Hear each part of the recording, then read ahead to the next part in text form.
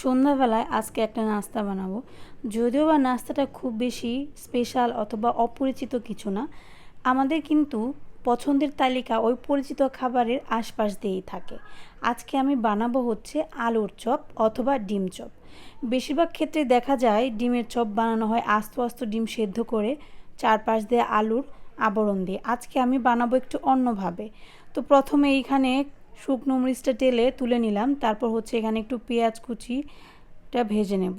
তারপর হচ্ছে পেঁয়াজ কুচিটা তুলে নিলাম, এখানে একটু লবণ দিয়ে ভেজে রাখা শুকনো মরিচ হাত দিয়ে গুঁড়ো করে নেব। শুকনো মরিচ ভাজার পর লবণ দিয়ে হাত দিয়ে চাপ দিলে দেখবেন খুবই সুন্দর গুঁড়ো গুঁড়ো হয়ে যায়। তারপর হচ্ছে পেঁয়াজ শুকনো মরিচ সুন্দর করে হাত দিয়ে মাখিয়ে নেব। এখানে আমি আলু আর তার সাথে হচ্ছে 2টা ডিম একসাথে করে মেখে নিয়েছি, মানে ডিম আর আলু একসাথে মেখে আজকে চপ বানাবো। এভাবে আপনারাও বানাতে পারেন, খুবই সহজ।